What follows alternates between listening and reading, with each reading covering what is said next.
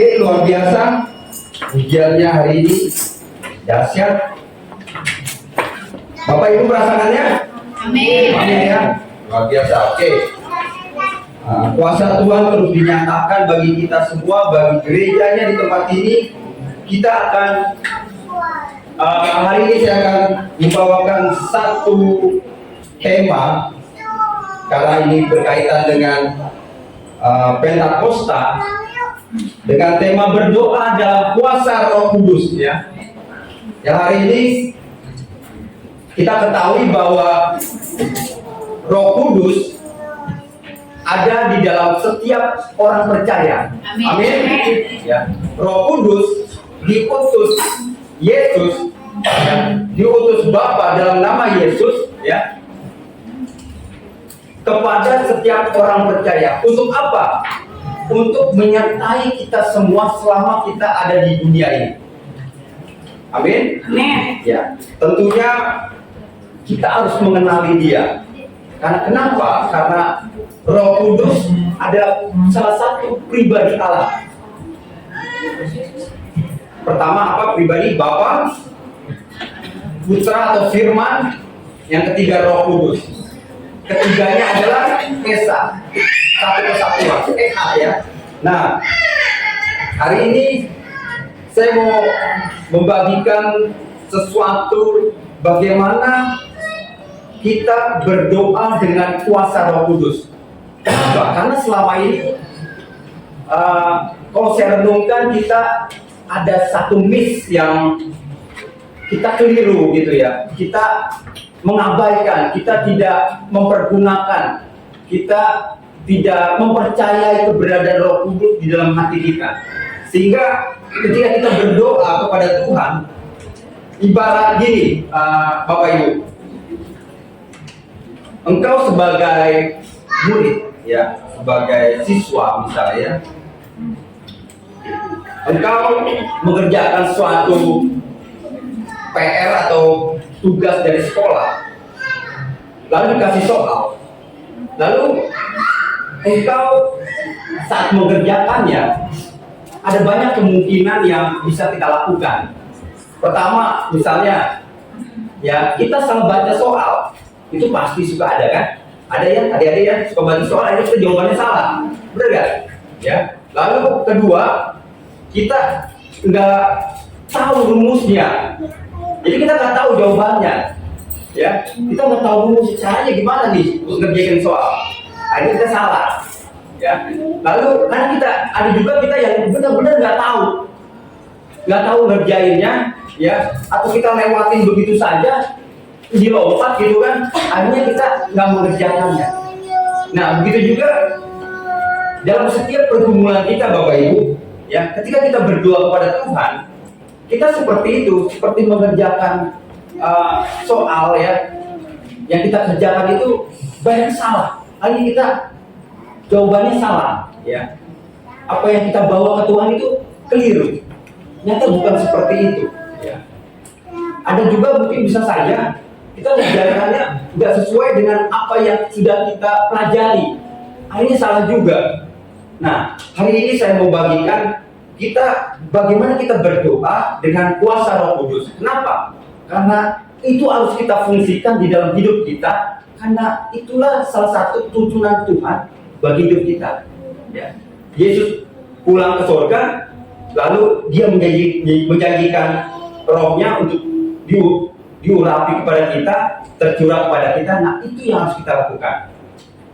Nah, baik, sebelumnya kita harus mengenali aktivitas atau gerakan Roh Kudus selama hidup kita. Contoh pertama ya, tadi saya sudah katakan Roh Kudus diutus oleh Bapa dalam nama Yesus kepada setiap orang yang percaya kepada Yesus. Itu satu. Ya. Lalu kedua, ketika engkau dipilih oleh Tuhan, ya, kau dipilih oleh Tuhan, mendapat kasih karunia Tuhan. Lalu Tuhan tahu bahwa hidupmu penuh dosa, ya, di mata Tuhan. Lalu Roh Kudus datang dalam hidupmu menginsafkan. Amin. Itulah salah satu pekerjaan Roh Kudus menginsafkan dosa di dunia ini. Ya, kita bisa baca di Yohanes 16 ayat 8. Lalu berikutnya, setelah kita diinsafkan oleh Roh Kudus, maka roh kita tergerak untuk mengatakan dan mengakui bahwa Yesus Kristus adalah Tuhan. Jadi perlu ketahui Bapak Ibu, ketika engkau mengatakan bahwa kau percaya kepada Yesus Kristus, itu bukan dirimu, tetapi Roh Tuhan, Roh Kudus yang berbicara kepada kita dan bersaksi dalam hidup kita. Kita baca di 1 Korintus 12 ayat 3, saya bacakan ya. 1 Korintus 12 ayat 3, biar kita tahu. Karena itu aku mau meyakinkan kamu bahwa tidak ada seorang pun yang berkata-kata oleh Roh Allah dapat berkata terkutuklah Yesus, dan tidak ada seorang pun yang tidak dapat mengaku Yesus adalah Tuhan selain oleh Roh Kudus. Jadi ketika kau mengatakan bahwa Yesus Kristus itu adalah Tuhan, berarti Roh Kudus berbicara di saat itu melalui diri. Jadi bukan dirimu sendiri yang berkata, ya. Nah itu kita harus ketahui ya tentang hal itu. Jadi Roh Allah lah yang berbicara. Sama seperti ketika Petrus bertanya tentang siapa Mesias, kan dikatakan bahwa bukan engkau yang berkata-kata, ya, tapi Bapamu yang di surga yang menyatakannya. Seperti itu ya. Sama. Oke, berikutnya ketika kita sudah mengaku Yesus sebagai Tuhan, maka di dalam dunia ini, ya, banyak orang tidak mengetahui. Kenapa? Karena mereka tidak percaya kepada Yesus. Kenapa? Karena Yesus yang memberikan, yang mengutus Rohnya itu kepada kita, kepada orang yang percaya kepadanya. Jadi ketika ada orang yang tidak percaya Yesus, maka dia tidak pernah mengenal siapa Roh Allah itu, siapa Roh Kudus itu, ya.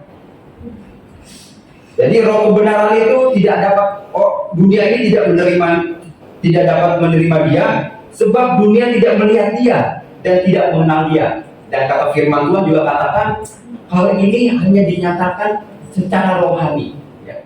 Tidak bisa dilihat dengan kasat mata.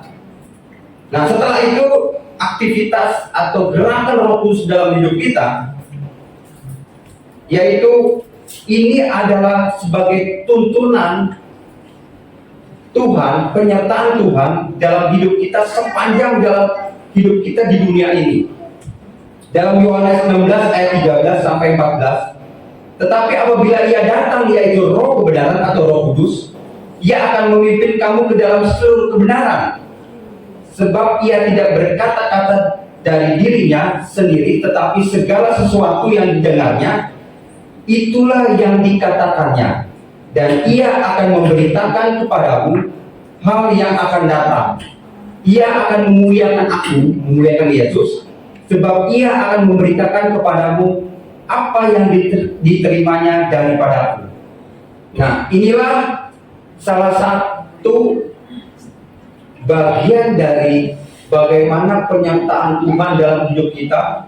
Dari awal kita tidak mengenal Tuhan, kita hidup dalam berdosa, lalu Tuhan terus menuntut kita melalui Roh Kudusnya sampai dia memimpin hidup kita saat ini, ya. Itulah Roh Kudus.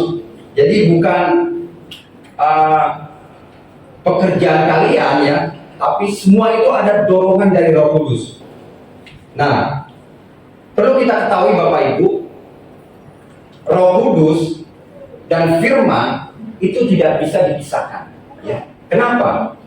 Firman adalah kebenaran, Roh Kudus adalah Roh kebenaran. Sumbernya dari mana? Sumbernya dari Allah, ya. Jadi itu tidak dapat dipisahkan. Ketika firman itu keluar dari mulut Allah, berbicara, maka kuasa Roh Kudus juga dinyatakan. Jadi itu tidak bisa dipisahkan, ya. Tidak bisa dipisahkan. Pasti ketika ada firman, maka Roh Kudus berkuasa, ya. Oke, baik. Yang jadi pertanyaan adalah, Mengapa perlu berdoa dalam kuasa Roh Kudus? Nah, tadi yang saya sudah bicarakan di awal tentang bagaimana kita analogi mengerjakan soal. Jadi kita ada banyak keliruan. Tentu hari ini kita mau coba pelajari dan kita mau coba perbaiki apa yang selama ini kita lakukan. Apakah benar atau masih keliru? Oke, baik. Mengapa perlu berdoa dalam kuasa Roh Kudus? Ya, tadi ketika kita menerima Yesus sebagai Tuhan, ya, kita percaya kepada Yesus, maka Yesus sudah memperdamaikan perseteruan kita kepada Allah. Ya, Dia perdamaikan, lalu roh kita dan roh Allah itu menjadi satu. Ya, maka ketika kita berdoa kepada Tuhan dan roh itu bersatu dalam roh kita, kita itu sedang datang kepada Tuhan melalui roh Allah itu. Kenapa? Karena kita ini manusia yang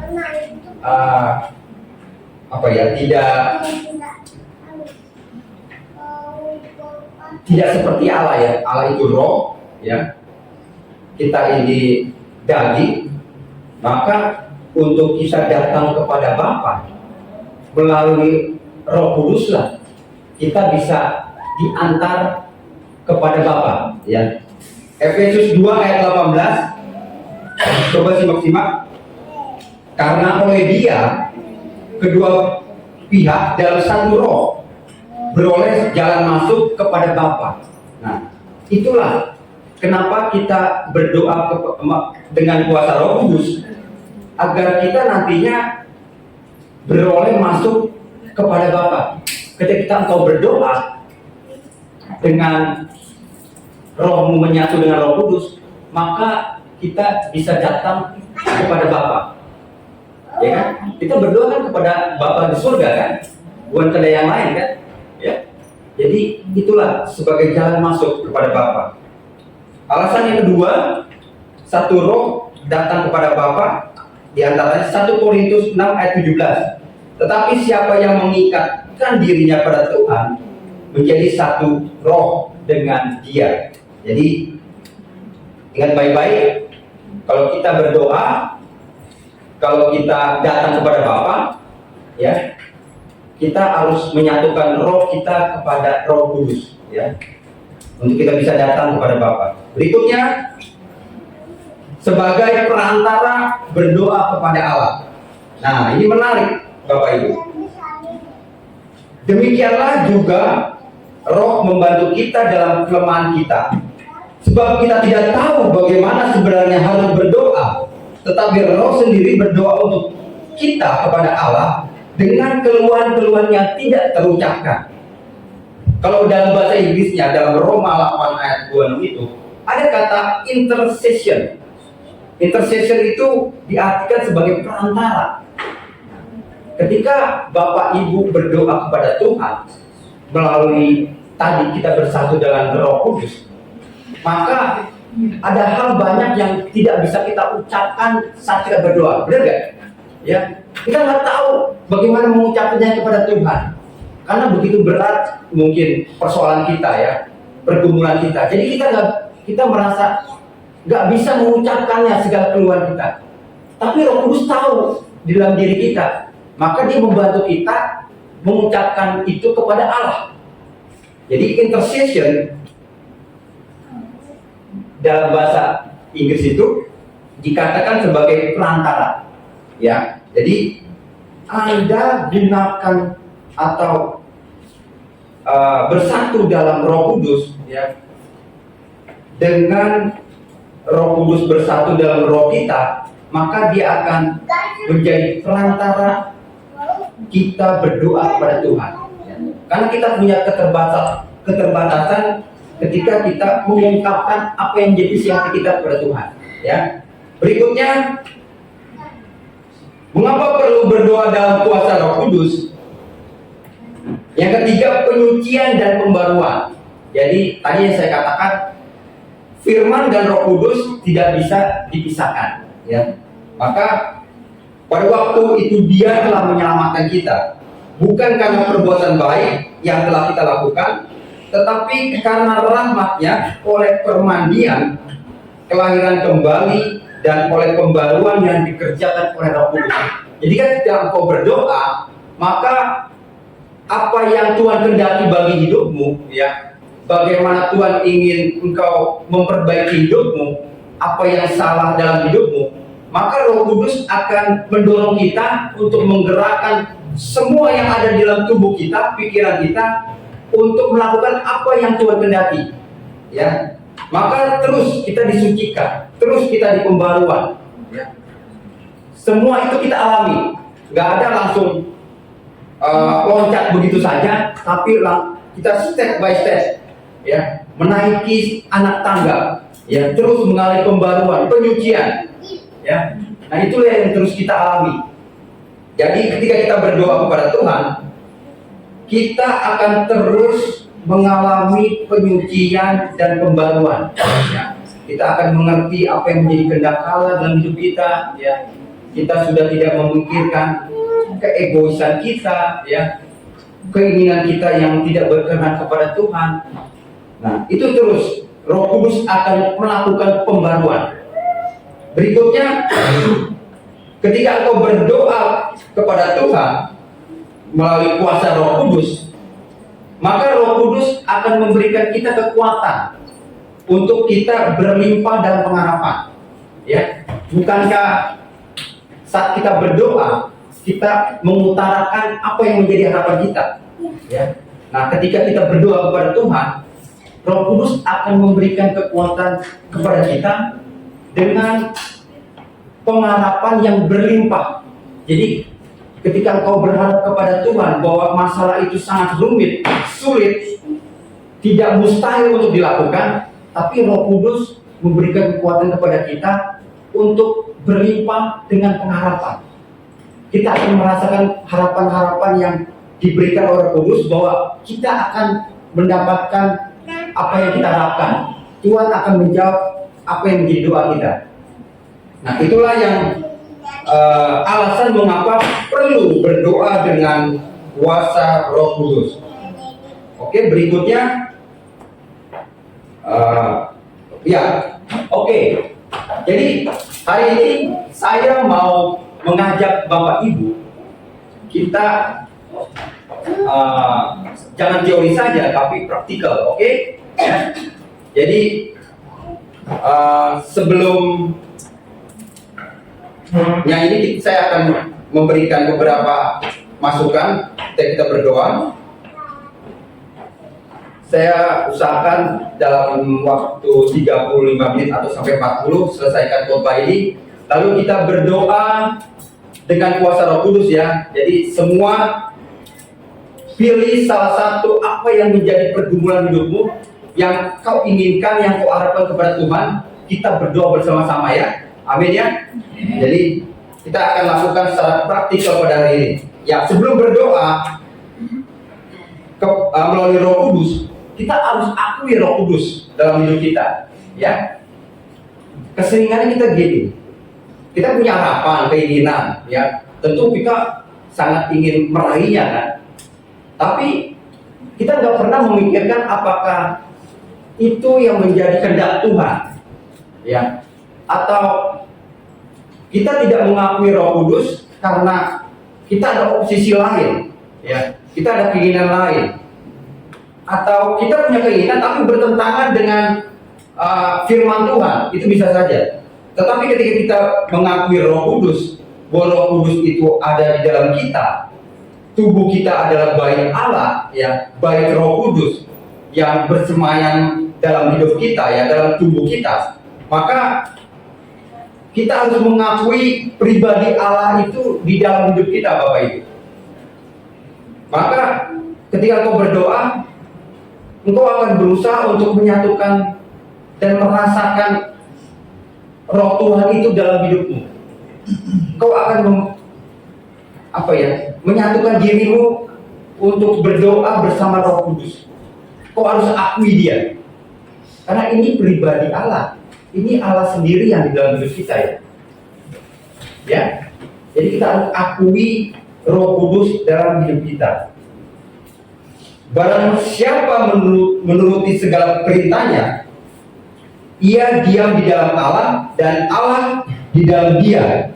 Demikianlah kita ketahui bahwa Allah ada di dalam kita, yaitu Roh yang telah dikaruniakan kepada kita. Jadi Bapak Ibu, adik-adik sekalian, itu di dalam tubuh kita itu ada Allah. Ya. Jadi sangat mustahil ketika ada Roh Allah di dalam hidup kita akan melakukan dosa lagi. Sangat mustahil. Ya. Maka kalau benar-benar kuasa Roh Kudus itu berkuasa dalam hidupmu, sangat mustahil engkau akan melakukan dosa. Amin? Amin? Oke. Yang kedua, sebelum kita berdoa, kita harus imani.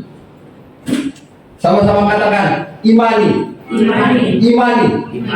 Bukan imani ya, imani yang itu ya. Imani ya, imani duit ya, bukan. Imani. Oke, dalam Ibrani 11 ayat 1 dikatakan, iman adalah dasar dari segala sesuatu yang kita harapkan dan bukti dari segala sesuatu yang tidak kita lihat. Jadi iman itu posisi misalnya ada di sini, ya, sebagai dasar segala sesuatu yang kita harapkan, apa yang kita inginkan, ya. Dan buktinya itu kita udah tahu di sana di Pak Darwis misalnya, kita udah tahu bahwa harapan kita akan terjawab di sana. Nah itu iman, ya. Tapi iman juga bisa lihat pada masa lalu. Kita ketahui bahwa dunia ini diciptakan Tuhan, ya. Dengan iman kita bisa percaya bahwa Tuhan pernah dahulu menciptakan dunia ini. Nah itulah iman, ya. Jadi iman bisa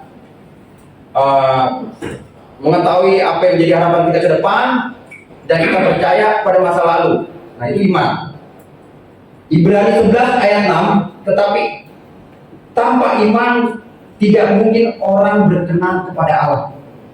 Sebab barang siapa berpaling kepada Allah, nah berpaling itu datang ya. Dalam bahasa Inggris itu lebih ke datang. Ia harus percaya bahwa Allah ada, bahwa Allah memberi upah kepada orang yang sungguh-sungguh mencari Dia. Jadi dalam kita berdoa dengan kuasa Roh Kudus, kita berdoa untuk harapan kita, untuk apa yang kita inginkan, kita harus memiliki iman. Kita harus mengimani apa yang kita harapkan itu. Tadi dikatakan bahwa tanpa iman orang tidak berkenan kepada Allah. Kita bisa saksikan atau baca banyak saksi-saksi iman yang ada di Alkitab. Kita bisa belajar dari mereka. Nah, Bapak Ibu, maka ketika engkau berdoa, kau harus imani apa yang kau harapkan itu. Ya. Mustahil, ya. Susah, ya. Ya. Sulit, memang Tuhan. Ya.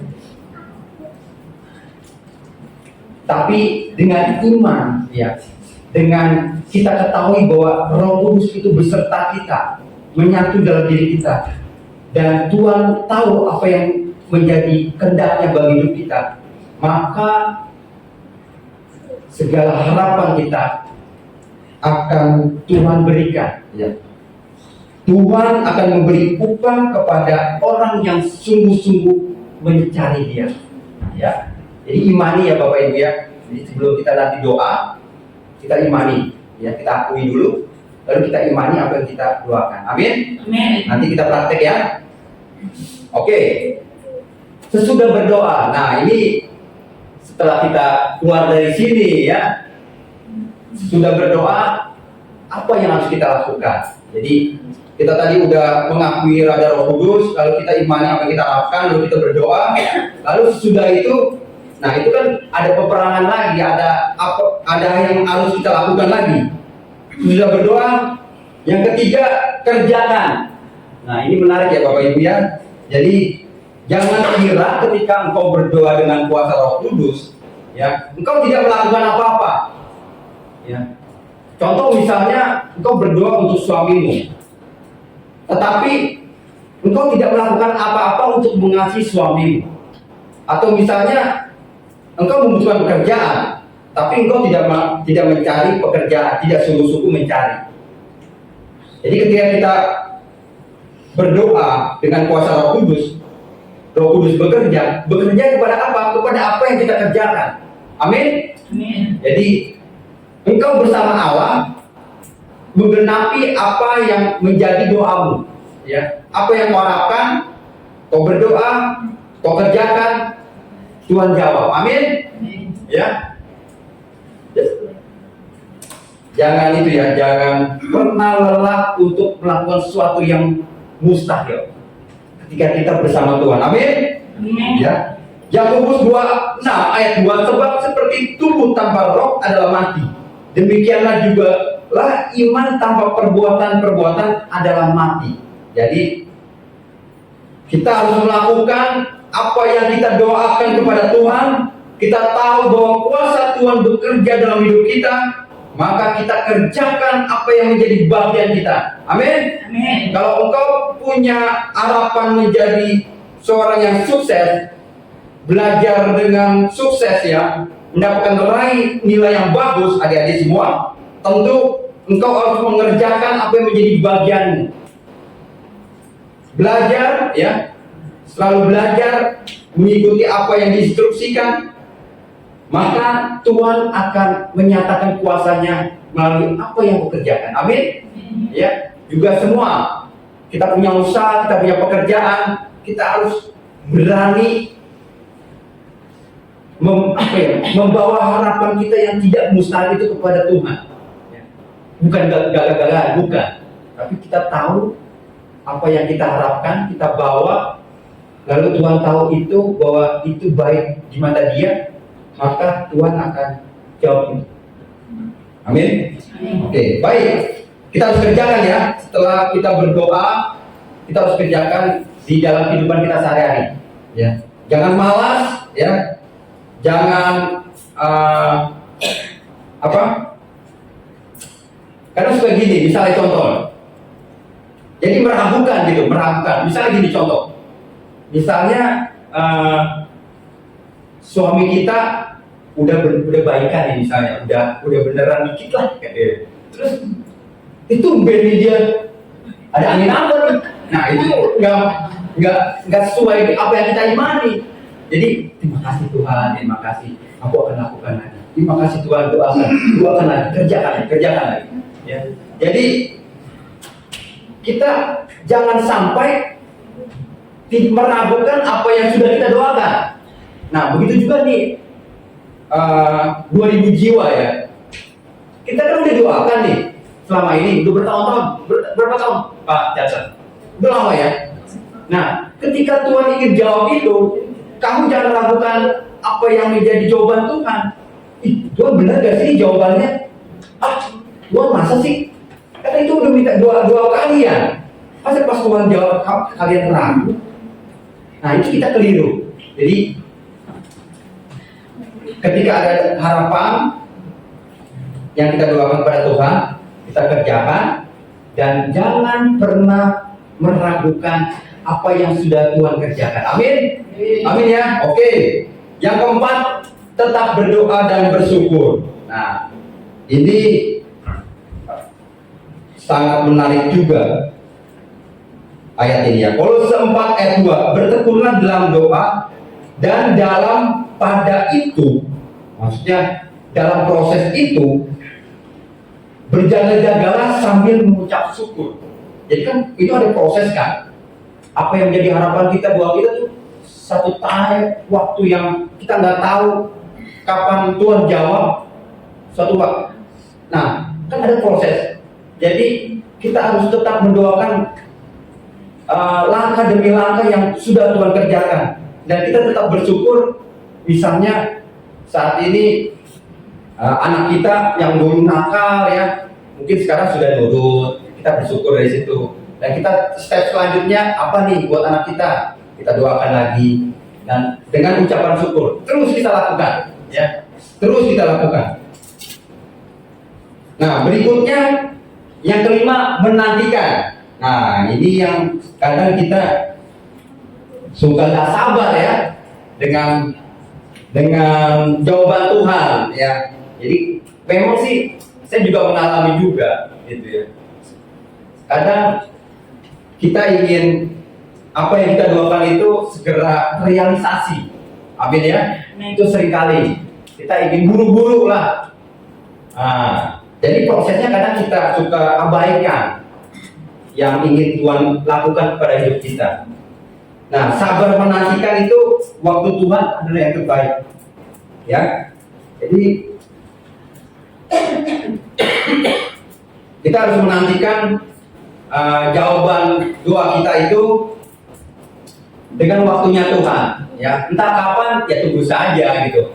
Kan kita udah doa, kita percaya dengan kuasa Tuhan, lalu kita kerjakan. Mau apa lagi? Tinggal tunggu saja. Amin. Kita tunggu saja, biar Tuhan nanti kamu senyum-senyum sendiri deh. Ya, Tuhan terima kasih Tuhan, terima kasih Tuhan. Gitu ya. Oke. Lalu jawaban doa adalah anugerah Bapak Ibu. Jadi apapun yang menjadi jawaban Tuhan, ya, kan kita nggak tahu nih yang terbaik di mata Tuhan itu dalam hidup kita seperti apa, ya. Nah, ketika Tuhan jawab mungkin berbeda sedikit atau banyak dengan apa yang kita harapkan. Nah, itu udah anugerah Tuhan, ya. Itu yang terbaik bagi Tuhan. Kan kamu sudah doakan, kamu sudah percaya dengan kuasa Roh Kudus, lalu kamu sudah kerjakan. Nah, kalau doanya seperti itu dan sudah dijawab, itu anugerah Tuhan. Dan kalau sudah terjawab, engkau jangan memundurkan diri. Kenapa? Karena itu bukan kerja keras kita, tapi Roh Kudus yang bekerja dalam hidup kita. Kecuali engkau bukan orang percaya, ya. Kalau engkau bukan orang percaya mungkin, ya, itu hasil kerjaku, itu hasil jerih payahku. Kalau engkau tidak percaya Yesus, ya, oke. Jawaban doa yang kita nantikan itu bisa dijawab saat kita masih hidup atau setelah mati. Jadi engkau harus menerimanya. Bisa saja apa yang kita harapkan, apa yang kita doakan itu jawabannya itu setelah kita mati. Bisa saja itu terjadi. Contohnya siapa? Abraham. Ya. Tuhan jawab setelah dia mati. Ya. Tapi yang menjadi kuncinya Bapak Ibu, imanmu tetap ada pada Yesus. Itu kuncinya. Jadi ketika kita berdoa dan beriman kepada Tuhan dan percaya kepada Tuhan, meskipun doa kita dijawab saat kita mati, Tuhan melihat iman kita. Amin. Bukan hasil doanya, tapi imanmu.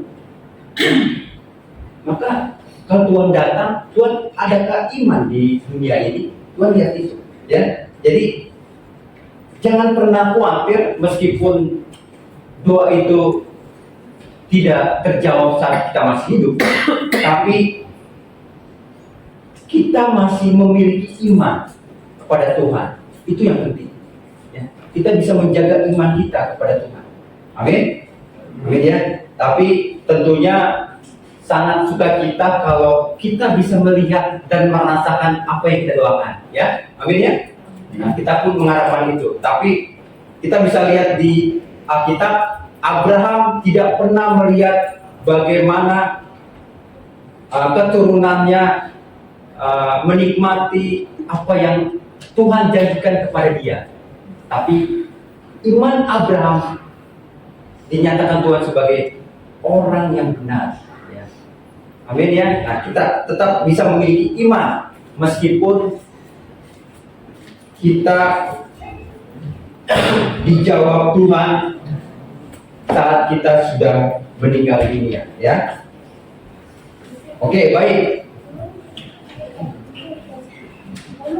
Berarti sekarang 8 Oke, 8 menit, kurang 8 menit. Oke, baik Bapak Ibu. Kurang 8 menit ya. Saya undang WL, pemain musik.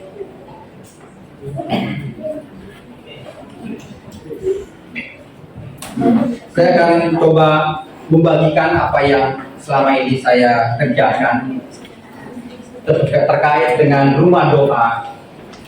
Memang saya bersyukur saya mendapatkan anugerah Tuhan untuk bisa mengerjakan rumah doa di Bintara. Meskipun saat ini masih belum ada ya, masih dalam awang-awang lah ya. Tapi yang menarik itu kan itu sangat mustahil Bapak Ibu. Itu sangat mustahil kita bisa memiliki, kita disuruh beriman kepada Tuhan, berharap kepada Tuhan, berdoa kepada Tuhan. 2,5 miliar Tuhan, aku nggak punya duit Tuhan, mahal banget Tuhan. Terus Yerusalem belum ada orangnya Tuhan, belum banyak personilnya Tuhan. Cuman ada Oma, cuman ada kata saya Fani Tuhan. Tapi Tuhan ingin kita melakukan sesuatu, mungkin itu mustahil. Ya. Kita memang mustahil, tapi kalau kita berharap kepada yang mungkin kita bisa capai, kita nggak usah berdoa. Kita nggak usah berdoa Tuhan, kalau kita tahu kita bisa tercapai, kita punya uang. Tapi kalau kita mengharapkan sesuatu yang mustahil, maka kita benar-benar berharap kepada Tuhan.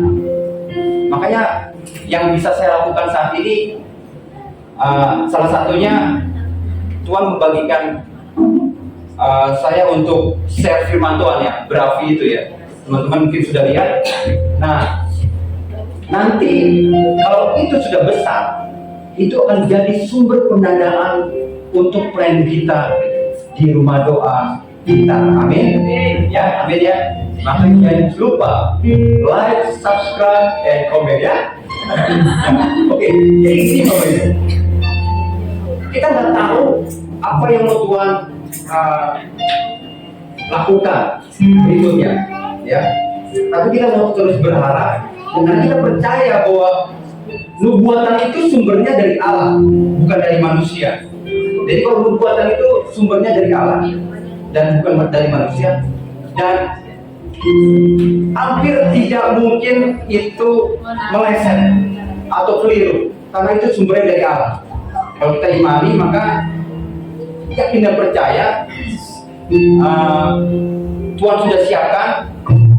Jadi nanti segala aktivitas yang saya lakukan di Bintara, baik itu di online, YouTube ataupun pelayanan yang lain, termasuk nanti saya melayani di rumah sakit, saya akan masukkan itu semua yang dalam YouTube sebagai salah satu proposal bagi orang yang tadi nantinya membantu kita untuk membeli ruko itu. Ya, siapa orangnya tidak tahu, bisa saja di antara kalian. Amin. Atau saya juga. Amin. Ya, jadi kita nggak tahu, tapi itu menjadi proposal yang akan saya buat, yang akan saya ajukan kepada orang itu. Bagaimana mungkin orang bisa membeli ruko sebesar 2,5 miliar kalau kita tidak melakukan apa-apa? Tentu dia harus melihat itu. Dia harus melihat apa yang menjadi proposal kita, pelayanan kita. Amin ya. Jadi jangan lupa ya, subscribe ya. Amin. Oke. Baik. Haleluya Tuhan. Kita bagi berdiri. Tadi pilih salah satu apa yang menjadi doa kalian, yang benar-benar kalian harapkan, inginkan dalam hidup ini. Satu saja, banyak jangan seraka ya. Satu saja, pegang itu, nanti kita berdoa dalam hati, dan saya membawa doa juga kepada kalian semua. Oke, hari ini kita akan bersatu dalam doa ya. Bapak Ibu kita punya harapan doa ya. Ini salah satu doa pada Tuhan. Kau harus imani, kau harus akui Dia dalam hidupmu. Kau harus percaya bahwa Tuhan akan menjawab segala doamu, segala harapan yang menjadi impianmu ya. apa yang bergumulan dalam hidupmu, rumah tanggamu, pekerjaanmu, usahamu, masa depanmu, ya, semuanya kau serahkan kepada Tuhan. Sakit penyakitmu kau serahkan kepada Tuhan. Mari berdoa Bapak Ibu. Haleluya Tuhan. Haleluya Bapak. Apa mau berdoa Tuhan kepada setiap umatmu pada pagi hari ini Tuhan. Mereka percaya, mereka sudah mendengar Tuhan firman-Mu Tuhan pada pagi hari ini. Biarlah firman-Mu itu berkuasa Tuhan. Karena Roh Kudus ada di dalam setiap hati mereka ya Bapak. Mereka mengakui Roh Kudus ada dalam hidup mereka. Mereka percaya Roh Kudus berkuasa atas hidup mereka. Tuhan, Kau melihat apa yang menjadi harapan mereka Tuhan. Apa yang mereka impikan ya Bapa. Segalanya Tuhan Kau tahu Tuhan. Bahkan apa yang tidak pernah mereka bisa ungkapkan Tuhan. Segala keluhan mereka. Bahkan Kau sudah mengetahuinya Bapa. Kami percaya Tuhan. Kami berdoa saat ini ya Bapa. Kami percaya Tuhan dengan iman kami. Apa yang kami harapkan hari ini Tuhan. Pada pagi hari ini Tuhan. Apa yang kami doakan pada pagi hari ini Tuhan. Kami imani dalam nama Yesus. Kami percaya Tuhan. Kami akan menerimanya Tuhan di masa depan nanti Tuhan. Entah kapan ya Bapak, kami percaya Tuhan. Waktu Tuhan ada yang terbaik bagi hidup kami. Kami akan melakukannya Tuhan. Apa yang menjadi bagian kami Tuhan. Kami akan melakukan bersama Engkau Tuhan. Kami akan terus berdoa kepada Engkau Tuhan. Meskipun kami belum melihat jawaban-Mu Tuhan. Karena kami percaya dan bersyukur Tuhan. Apa yang menjadi penyertaan Tuhan dalam hidup kami. Nyatakanlah Tuhan. Nyatakan ya Bapak. Kami percaya Tuhan. Setiap doa-doa yang sudah diungkapkan, dibicarakan Tuhan kepada setiap hamba-Mu ya Bapak. Kami percaya Tuhan. Kami akan menerimanya di dalam nama Yesus. Haleluya. Haleluya. Terpujilah nama-Mu Tuhan. Kami serahkan hidup kami Tuhan. Apa yang kami imani saat ini Tuhan, tidak sampai di gereja ini saja. Ketika kami melangkah keluar, kami ingin melakukan yang bersama-Mu Tuhan. Ketika kami keluar, kami percaya Tuhan, setiap langkah-langkah hidup kami Tuhan akan sertai. Dan kami akan melihat perbuatan Tuhan atas setiap hidup kami. Dan kami mau terus bersyukur kepada Engkau Tuhan. Karena Engkau baik. Engkau sangat baik ya Allah. Terpujilah nama Tuhan. Haleluya. Amin. Amin. Saya dulu boleh.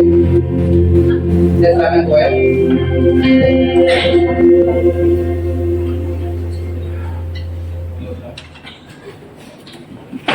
Terima kasih untuk namanya Bapak Vicky. Boleh berikan tepuk tangan yang terbaik buat terima kasih. Oh, antusias lagi. Berikan tepuk tangan yang terbaik buat Tuhan Yesus. Haleluya. Coba lihat kanan kirinya Bapak Ibu dan saudara sekalian.